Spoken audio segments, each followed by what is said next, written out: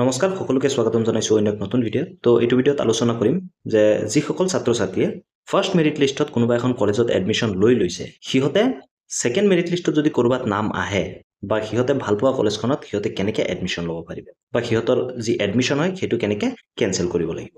আপোনালোকে হয়তো ইউটিউবত বহুতকেইটা ভিডিঅ' চাইছে যিসকলে দেখুৱাইছে এই প্ৰচেছটো, কিন্তু সেইটো এটা কমপ্লিটলি ভুল প্ৰচেছ বা যেনেকৈ কৈছে সেইটো একেবাৰেই নহয়। আপোনালোকৰ তাত উইথড্ৰল অপশ্যন নাহে, আপোনালোকৰ ৰিকুৱেষ্ট ফৰ কেনচেলেশ্যন আহিব। আপোনালোকে যদি সেইবোৰ ভিডিঅ' চাইছে আপোনালোকে সেইকেইটা ফ'ল' নকৰিব, আপোনালোকক কৈছোঁ। কাৰণ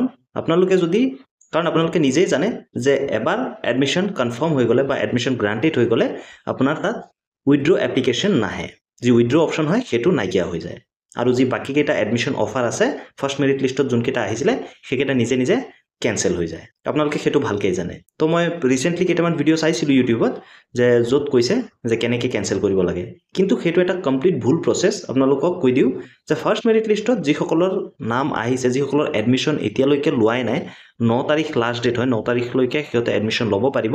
তো তাত যদি সিহঁতে এডমিশ্যন অফাৰটো একচেপ্ট কৰিছে তেনে ক্ষেত্ৰতহে উইথড্ৰল এপ্লিকেশ্যন অপশ্যনটো থাকে আৰু সেইটোৰ ক্ষেত্ৰতহে এইটো এপ্লিকেবল হয়। মানে সেই উইথড্ৰ এপ্লিকেশ্যনটো যদি আপোনালোকে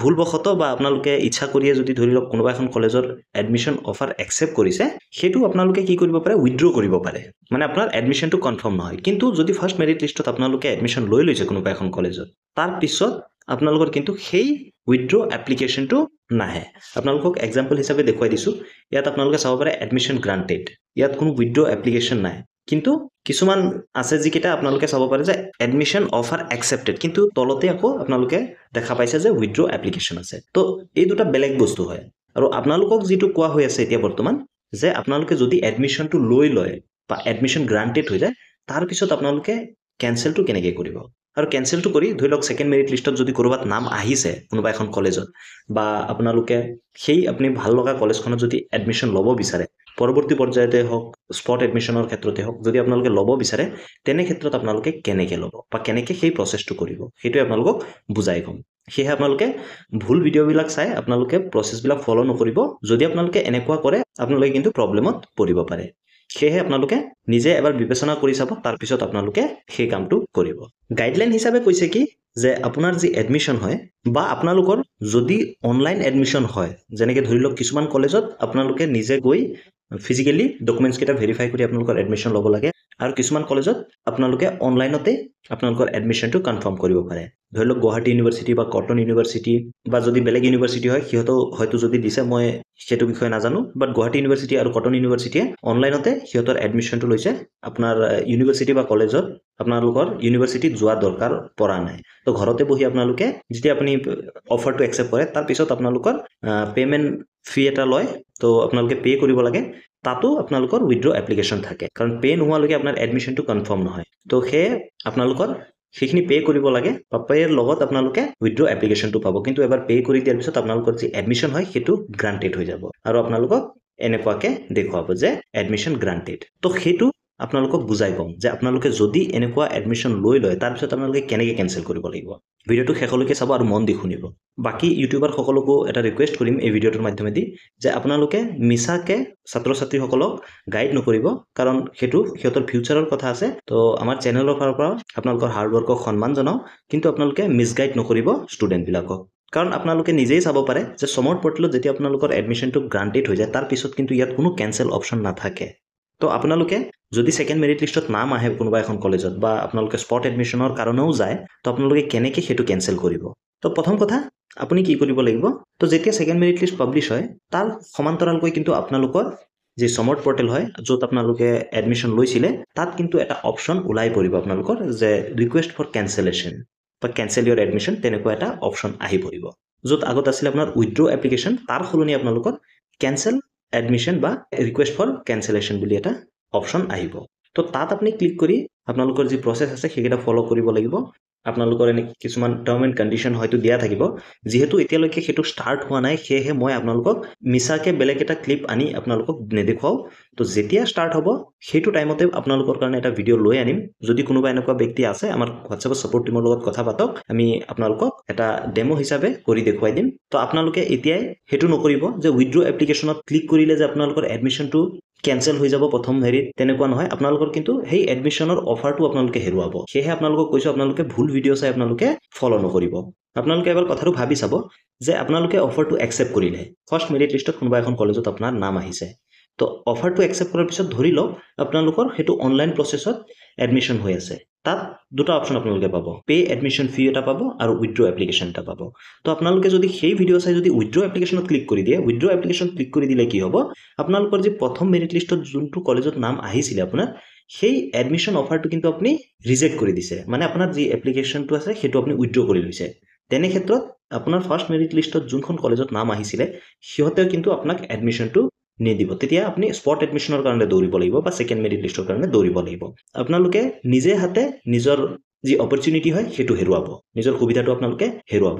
আপোনালোকে এটা বস্তু চাব যে এডমিশ্যন গ্ৰান্টেড যেতিয়ালৈকে নাহিব তেতিয়ালৈকে তাৰ মানে আপোনাৰ এডমিশ্যনটো কনফাৰ্ম হোৱা নাই আৰু 9 তাৰিখ লাষ্ট ডেট ফাৰ্ষ্ট মেৰিট লিষ্টৰ এডমিশ্যন 9 তাৰিখলৈকে হ'ব তো আপোনালোকে সেইটো নিশ্চিত হৈ থাকক যে 9 তাৰিখৰ আগলৈকে সেকেন্ড মেৰিট লিষ্ট নোলায় তো যেতিয়াই আপোনালোকৰ এপ্লিকেশ্যনৰ এগেইনষ্টত কেনসেল এডমিশ্যন অৰ্থাৎ আপোনাৰ ৰিকুৱেষ্ট ফৰ কেনসেলেশ্যন অপশ্যনটো আহিব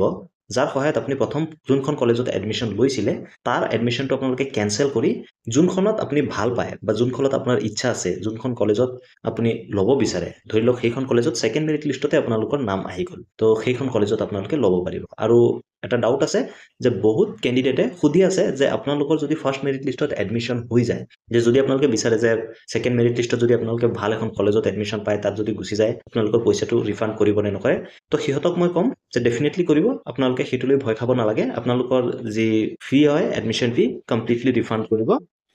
তো আপোনালোকে ভয় খাব নালাগে আপোনালোকৰ যি পইচা হয় কমপ্লিট আপোনালোকে ৰিফান্ড পাই যাব আৰু আপোনালোকে যেতিয়া সেকেন্ড মেৰিট লিষ্ট ওলাব মই ভিডিঅ' বনাম আৰু তাৰ লগতে আপোনালোকক এটা ডিটেইলছ ভিডিঅ' লৈ আনিম স্পট এডমিশ্যনক লৈ স্পট এডমিশ্যন কি হয় আপোনালোকৰ হয়তো এতিয়াও মনত অকমান সন্দেহ আছে স্পট এডমিশ্যন বহুত স্মাৰ্টলি কৰিব লাগে স্পট এডমিশ্যনৰ কাৰণে যদি আপুনি এপ্লাই কৰে তেনে ক্ষেত্ৰত কিন্তু আপোনালোকে বহুত স্মাৰ্টলি কৰিব লাগিব তো স্পট এডমিশ্যনৰ যিকেইটা ট্ৰিক্স আছে আপোনালোকে হয়তো স্পট এডমিশ্যনৰ জৰিয়তে কোনোবা এখন ভাল কলেজতো একেবাৰে লো পাৰ্চেন্টেজ দিও আপোনালোকে এডমিশ্যনটো ল'ব পাৰিব সেয়েহে স্পট এডমিশ্যনটো আপোনালোকে বহুত স্মাৰ্টলি কৰিব লাগিব তাত কিছুমান ট্ৰিক্স আছে সেইকেইটা মই যেতিয়া স্পট এডমিশ্যন আৰম্ভ হয় বা তাৰ আগতে যেতিয়া এপ্লাই ষ্টাৰ্ট হয় মই আপোনালোকৰ কাৰণে ভিডিঅ' লৈ আনিম তাৰ কাৰণে এই চেনেলটোৰ লগত জড়িত থাকিব তো আপোনালোকে এটা কমপ্লিট স্পট এডমিশ্যনৰ ডিটেইলছ ভিডিঅ' পাই যাব মই গোটেইকেইটা ডিছকাছ কৰিম তাত আৰু এটা কথা লগতে কৈ থওঁ যদি আপোনালোকৰ সেই এডমিশ্যন কেনসেল প্ৰচেছটো অনলাইনত শ্ব' নকৰে লগে লগে আপোনালোকে এটা কাম কৰিব পাৰিব আপোনালোকে সেইদিনাখনে কলেজত যাব কলেজত গৈ তাত জনাব ডেফিনেটলি আপোনালোকক হেল্প কৰি দিব যিসকলৰ কলেজ ওচৰত হয় সিহঁতে কলেজত যাব পাৰে কলেজত গৈ আপোনালোকে তাত ক'ব বা জনাব ডেফিনেটলি সিহঁতে আপোনালোকৰ যি এডমিশ্যন হয় সেইটো কেনসেল কৰি দিব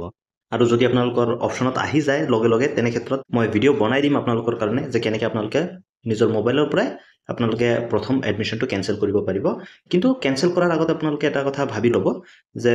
আপোনালোকৰ সেকেন্ড মেৰিট লিষ্টত নাম আহিব লাগিব আপোনালোকে স্পট এডমিশ্যনৰ আশাত আপোনালোকে ফাৰ্ষ্ট কলেজখনত য'ত এডমিশ্যন লৈছে তাত কিন্তু আপোনালোকে কেনসেল নকৰিব আপোনালোকক আকৌ এবাৰ কৈছো আপোনালোকে সেই ভুলটো কিন্তু নকৰিব কাৰণ সেইটো যদি আপুনি কৰে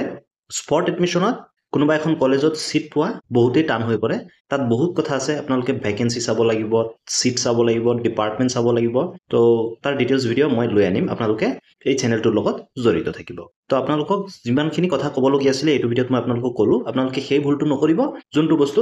বৰ্তমান কিছুমান ইউটিউবাৰে দেখুৱাই আছে যিটো এটা কমপ্লিটলি মিছা কথা যিটো এটা জাষ্ট আপোনাৰ এপ্লিকেশ্যন উইথড্ৰ প্ৰচেছ সেইটো আপোনালোকৰ এডমিশ্যন কেনসেল প্ৰচেছ নহয় এডমিশ্যন কেনসেল প্ৰচেছ কমপ্লিটলি বেলেগ তো ভিডিঅ'টো যদি ইনফৰমেটিভ লাগিল লাইক এটা কৰি দিব আপোনাৰ বন্ধু বান্ধৱী সকলোৰে লগত এই ভিডিঅ'টো শ্বেয়াৰ কৰি দিয়ক যেন সিহঁতে এই ভুলটো নকৰে আৰু আগলৈও এনেকুৱা ইনফৰমেটিভ ভিডিঅ' পাই থাকিবলৈ চেনেলটো ছাবস্ক্ৰাইব কৰিবলৈ নাপাহৰিব ধন্যবাদ জয়